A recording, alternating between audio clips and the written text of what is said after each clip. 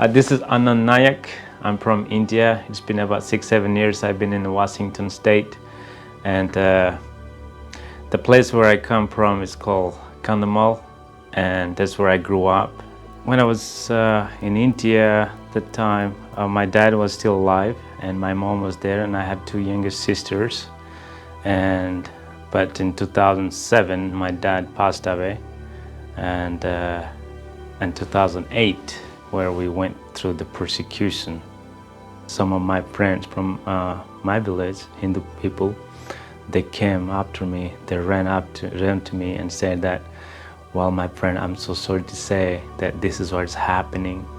You have to leave to the jungle with your family immediately. If not, the Hindu people will come and they're going to harm you. They're going to kill you. I cannot do anything. You have to go." And then I asked them, "Are you kidding me?" "No, I'm not kidding. I care for you. Please run and don't tell anybody that I'm telling you this." And then I talked to them, everybody, and we went to the mountains and we stayed there for days and nights, and we stayed there we don't know what to do. We just stayed hide there, and from the mountain hill I saw the Christian houses getting destroyed, the burns at night in the middle of 12 o'clock. I can see everything that has been burned down, and churches being destroyed, and the spirit was different, and you can just feel the heaviness. I just felt the heaviness in my heart that, oh man, I don't know what to do. And I was in the top of the tree to see everything, what is going on, and I was so much fearful that I'm gonna die. But the next question came to my mind is, what happens if I die? Where am I going? And there was a question. Even my legs started shaking when I was on the tree, and somehow I just came down, and I just remember my dad and whom he worshipped, and he loved Jesus. Every morning he would just pray aloud to Jesus, and before he goes to bed he would pray to Jesus. And I remember the teaching that he taught me before he died, how I should live my life and whom I should be worshiping. But the question was still there: am I saved? Is Jesus going to forgive my sin? I didn't know. I was a young man. After a few nights staying in the jungle, and we were able to come to the relief camp where 12,000 or more Christian people, those who've been persecuted, they were gathered there by the help of government, and protected by the government police officers, so that nobody comes and harms. When I saw the situation of that relief camp, like, some people lost their arms, some people don't have the legs, everybody's bleeding, and there is no food, like thousands upon thousands. There is no proper toilets. Probably there are 20 toilets for 12,000 people, and there is no water, there is no food. And it was a rainy season, and it was in August 23rd when it took place.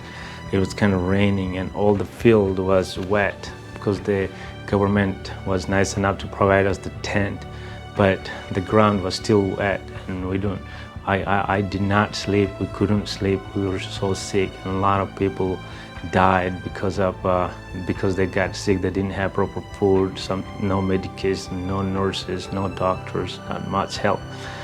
So right now it is pretty good, and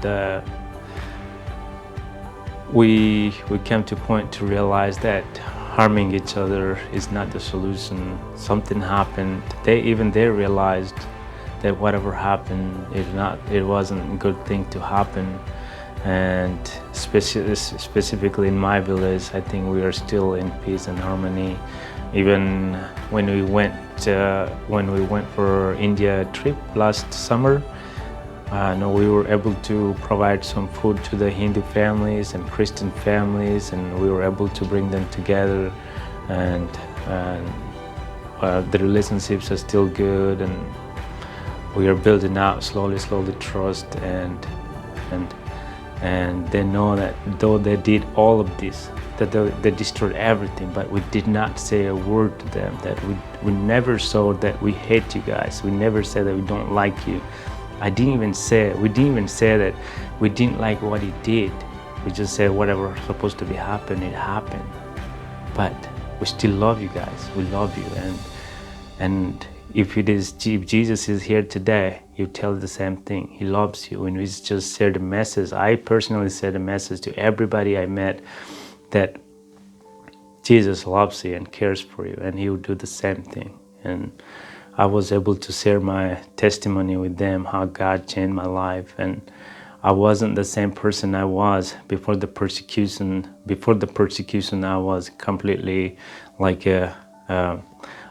my life was lost. I didn't know Jesus. I didn't know to whom to look up to. I didn't know about my where am I going. But through the persecution, I was able to find Jesus. Somebody gave this Bible to my mom, and my mom don't know how to read, but we couldn't afford to buy a Bible. And my mom got this. She was so happy to give this Bible to me, and through this Bible, my life has been saved, and I came to know Jesus, and I share my story with my friends. So the one thing that I would like to encourage everybody is, persecution is real. It comes when you're not really prepared, and sometimes it may never come to us. But all I encourage to everybody is to love God and love Jesus, and have that courage, have that boldness to share to our friends, our families, that let them know that we care. And sometimes, often we don't want to be that guy to make things uncomfortable, and which I have been to that places, but we do care. We do care for people. When we look at people, let's look at how God would want them to be saved. That's the God's heart, that everybody would be saved. Jesus changed my life.